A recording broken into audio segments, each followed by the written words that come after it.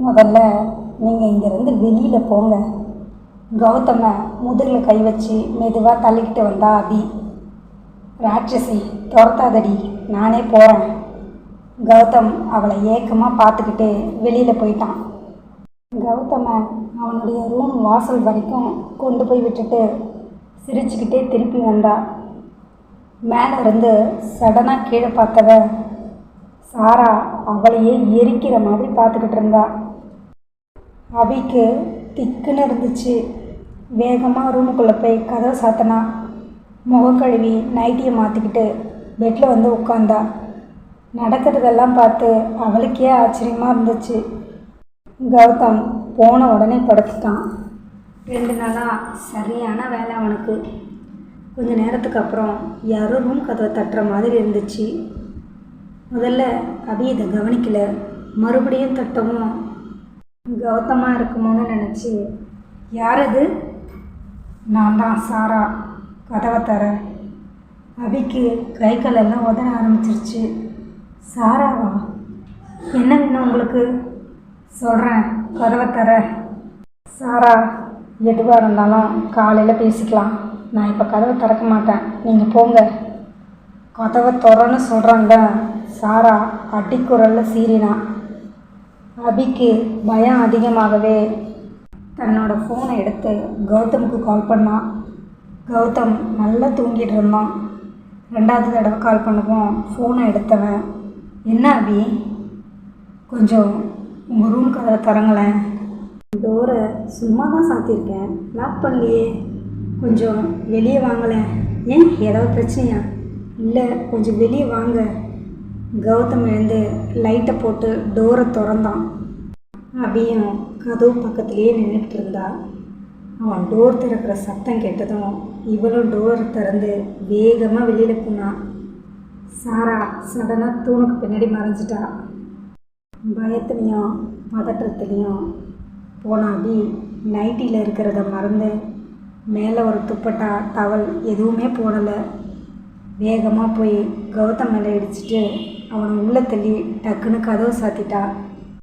தூக்க கலக்கத்தில் இருந்த கௌதமுக்கு முதல்ல ஒன்றும் புரியல. அப்புறம் அவளோட பதட்டத்தை பார்த்ததும், மேடம் என்னாச்சு, ஏன் இவ்வளோ பதட்டம்? என்னடி இது, இப்படி வந்து நிற்கிற? அவன் கையை இறுக்கி பிடிச்சிக்கிட்டு, ப்ளீஸ், இன்னைக்கு ஒரே ஒரு நாள் நான் இங்கேயே படுத்துக்கிறேன். என்ன ஆச்சு? கொஞ்ச நேரத்துக்கு முன்னாடி போன்னு என்னை விரட்டினேன். எனக்கு அங்கே தனியாக படுக்க பயமாக இருக்குது. என்னது? ஐயோ, நிவி இல்லாமல் தனியாக தூங்க பயமாக இருக்குது. நான் இங்கேயே படுத்துக்கிறேன், ப்ளீஸ்.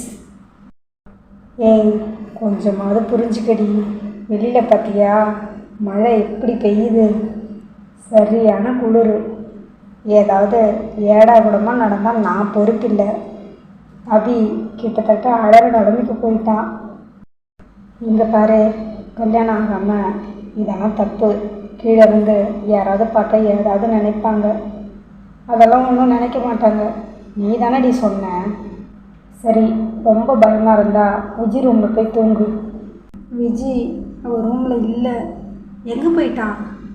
அவள் உங்கள் அம்மா கூட கீழே படுத்துட்டா. கடவுள் இருக்கிறான் அபி. 5 நிமிஷம் என்னை அந்த ரூமில் இருக்க விட்டியா? இப்போ பாரு, ராத்திரி முழுக்க நீ இங்கே தான் இருந்தாகணும். விளையாட்டா பேசிக்கிட்டு இருந்தவன் அவன் முகத்தை பார்த்ததும் விளையாட்டை நிறுத்திட்டு, சரி போய் தூங்கு, கட்டில் காமிச்சான். இல்லை, நான் கீழே படுத்துக்கிறேன். ஏய், மழை வேற பெய்யுது, குளிரும், போய் கட்டில் படு. இல்லை வேண்டாம். 2 பெட்ஷீட்டையும் ஒரு தலைகாணியும் எடுத்தா. 2 பெட்ஷீட்டையும் நீ எடுத்துக்கிட்டா எனக்கு குளிராதா? சரி, ஒன்று போதும். அவளோட ரூமில் போய் பெட்ஷீட் எடுத்துகிட்டு வர அவளுக்கு பயமாக இருந்துச்சு. பெட்ஷீட்டை கீழே விரித்து தலைகாணி போட்டு கீழே படுத்துட்டா. கௌதம் அவளையே பார்த்துக்கிட்டு இருந்தான். ஐயோ முருகா, நைட்டியில் வேற இருக்கேன், மேலே பொத்திக்க பெட்ஷீட் இல்லை, நான் இப்போ என்ன பண்ணுவேன்? வேறு வழி இல்லாமல் நைட்டியை கால் வரைக்கும் இழுத்து விட்டு காலை குறுக்கி கௌதமுக்கு முதுகு காட்டி படுத்துட்டா. கட்டில் உட்காந்து கௌதம் அபியவே பார்த்துக்கிட்டு இருந்தான். அவன் பக்கத்தில் இருந்ததால் 10 நிமிஷத்துலேயே அபி நல்லா தூங்கிட்டா. அபி அவன் கூப்பிட்டது அபிக்கு கேட்கல. அபி நல்ல தூக்கத்தில் இருந்தா. அவளோட ரூமுக்கு போய் பெட்ஷீட் எடுத்துகிட்டு வந்து அவளுக்கு போத்தி விட்டவன், இதுக்கப்புறமும் இதை இப்படியே விட்டால் சரி வராது. இன்றைக்கே உன் பிரச்சனைக்கு ஒரு முடிவு கட்டுறேன். வேகமாக சாரா ரூமுக்கு போனான். சாரா சாரா யார் அது? நான் தான் கௌதம், கதவை தர. சாரா கதவை திறந்தா. உங்ககிட்ட நான் கொஞ்சம் பேசணும், உள்ளவா, இப்படி உட்காரு. என்ன பேசணும்? உட்கார சொல்கிறேன். உனக்கு என்ன தான் பிரச்சனை? ஏன் அபியை இப்படி டார்ச்சர் பண்ணுறேன்? என்னது, நான் அபியை டார்ச்சர் பண்ணுறேன்? என்ன மாமா உளறீங்க? சாரா, எனக்கு எல்லாமே தெரியும், என்கிட்ட நடிக்காத. என்ன தெரியும் உங்களுக்கு? எல்லாமே தெரியும். எல்லாமேனா எல்லாம். சூர்யாவை இந்த வீட்டுக்கு வரவிடாமல் பண்ணது, அபி ஸ்கூலில் போய் மிரட்டினது, விஜயை ஒரு பொறுக்கி கூட அனுப்பிவிட்டது எல்லாமே நீதான்னு தெரியும். என்னை அப்படி கூப்பிடாத. அப்படி கூப்பிட உனக்கு அசிங்கமாக இல்லை? உனக்கு என்ன வேணும்? இந்த சொத்தா இல்லை நானா? என்ன வேணும்? இதை பாரு சாரா, கல்யாணங்கிறது 2 மனசு சார்ந்த விஷயம். ஒருத்தரோட விருப்பத்துக்காக மட்டும் அதை பண்ண முடியாது. நானும் அபியும் உண்மையாக நேசிக்கிறோம், அது உனக்கு நல்லாவே தெரியும். இந்த சொத்துக்காகவா இப்படியெல்லாம் பண்ணுற? அபி வெளியிலிருந்து வந்தவ, அவளுக்கு இந்த வீட்டு மேலே இருக்கிற அக்கறை கூட உனக்கு இல்லையா? விஜயை அந்த மாதிரி ஒரு பையன் கூட அனுப்பியிருக்கியே, அவளுக்கு ஏதாவது ஆகியிருந்தா? எல்லாம் தெரிஞ்சும் நான் ஏன் அமைதியாக இருக்கிறேன்னு பார்க்குறியா? எனக்கு விஜி எப்படியோ அப்படித்தான் நீயும் ஆர்த்தியும். என்னைக்கு நீ சூர்யாவை இந்த வீட்டுக்குள்ளே வரவிடாமல் பண்ணேன்னு தெரிஞ்சுதோ அன்னைக்கே உன்னை உண்டு இல்லைன்னு பண்ணியிருப்பேன். ஆனால் நான் அமைதியாக இருந்ததுக்கு காரணம், சின்ன பொண்ணு ஏதோ தெரியாமல் பண்ணுற, சரி பண்ணிடலான்னு. ஆனால் நீ தப்புக்கு மேலே தப்பு பண்ணிக்கிட்டே போகிற. அபி விஷயத்தில் நீ எந்த எல்லை வரைக்கும் போகிறேன்னு பார்க்க தான் நானும் அமைதியாக இருந்தேன். அபி உன்னை தைரியமாக ஃபேஸ் பண்ணணும், அதனால தான் நான் பொறுமையாக இருந்தேன். உன்னை பொறுத்த வரைக்கும் என் அம்மா அனாதையாக இருக்கலாம், உன் அப்பா கூட பிறக்காதவங்களாக இருக்கலாம், ஆனால் என்னை பொறுத்த வரைக்கும் நீ இந்த வீட்டு பொண்ணு தான். மாமா, என்ன எனக்கு எப்படி இதெல்லாம் தெரியும்னு பார்க்குறியா? நீ உன் அம்மாக்கிட்ட இன்றைக்கி ராத்திரி பேசிக்கிட்டு இருந்தியே, அதை தண்ணி குடிக்க வந்த அம்மா கேட்டுட்டாங்க. மறுநாளே என் அம்மா என்கிட்ட எல்லா விஷயத்தையும் சொல்லி அழுதாங்க. என் மனசே உடஞ்சி போச்சு. உன் மனசுக்குள்ளே எவ்வளோ ஒரு குரூரம். இதெல்லாம் என் அப்பாவுடைய சொத்து. ஆர்த்தியும் சங்கரும் இதுக்கு ஆசைப்பட்டால் கூட ஒரு நியாயம் உண்டு. நீ இந்த சொத்து மேலே ஆசைப்பட உனக்கு என்ன உரிமை இருக்குது? இங்கே பாரு, கடைசியாக சொல்கிறேன், இப்போ கூட எனக்கு உன் மேலே கோபம் இல்லை, வருத்தமாக தான் இருக்குது. ஒரு நல்ல பையனாக பார்க்குறேன், அவனை கல்யாணம் பண்ணிக்கிட்டு போயிட்டே இரு. அதை விட்டு இந்த வீட்டு ஆளுங்க மேலே ஏதாவது கையை வைக்கணும்னு நினச்ச, முக்கியமாக அபி மேலே, நீ அபிக்கு ஏதாவது கெடுதல் பண்ணணும்னு நினச்சா என்னை தாண்டி தான் போகணும்.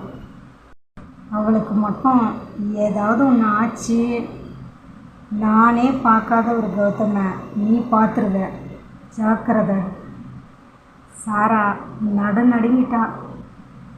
மாமா, இங்கே பாரு, இங்கே நடந்தது நமக்குள்ளேயே இருக்கட்டும். சாராவுடைய பயத்தை பார்த்ததும் கௌதமுக்கு மனசு இறங்கி, இங்கே பாரு சாரா, வாழ போகிறது ஒரு வாழ்க்கை, அதுக்கு நமக்கு பிடிச்ச மாதிரி சந்தோஷமாக வாழணும். தப்பாக யோசித்து உன்னோட வாழ்க்கையும் கெடுத்துக்கிட்டு இருக்கிறவங்களோட நிம்மதியும் கெடுத்துறாத. உன் மனசை மாற்றிக்கோ. உனக்கு ஒரு நல்ல வாழ்க்கையை அமைச்சு கொடுக்க வேண்டியது என்னுடைய பொறுப்பு. சாரா, நீயும் இந்த வீட்டு பொண்ணு தாண்டா. ஏதாவது பிரச்சனையில் மாட்டிக்கிட்டா எல்லாருக்குமே கஷ்டம். உன் அம்மாவுடைய நிலைமைய கொஞ்சம் யோசிச்சு பாரு. உன்னையும் என் தங்கச்சி மாதிரி தான் நான் பார்க்குறேன். இந்த நிமிஷத்தோட மனசில் இருக்கிற அழுக்கையெல்லாம் தூக்கி எறிஞ்சிட்டு ஒரு புது வாழ்க்கைக்கு தயாராகும். உனக்கு ஒரு நல்ல வாழ்க்கையை அமைச்சு தர வேண்டியது என் பொறுப்பு. சாரா முகத்தை மூடி தேம்பி தேம்பி அழுதா. சாரா மாறிடுவாங்கிற எண்ணம் கௌதமுக்கு நிச்சயமாக இருந்துச்சு. முகத்தை கழுவிட்டு நிம்மதியாக போய் தூங்கு, எல்லாம் நல்லதாகவே நடக்கும்.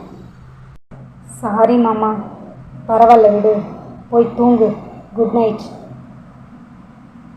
கௌதம் அவன் ரூமுக்கு வந்துட்டான். அபி நல்லா தூங்கிட்டு இருந்தா. சாரிடி, நீ அவளை எதிர்த்து போராடுவேன்னு நினச்சேன், ஆனால் இப்படி பயந்து நடுங்குவேன்னு நினைக்கல.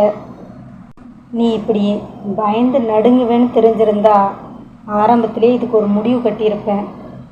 இனிமே யாராலையும் உனக்கு எந்த கஷ்டமும் வராது, உன் கூட நான் இருக்கிறேன். அவள் தலையை கோதி நெத்தியில் மென்மையாக முத்தம் கொடுத்தவன் ஐ லவ் யூ டி. பெட்ஷீட்டை நல்லா போத்தி விட்டுட்டு பெட்டில் போய் படுத்துட்டான்.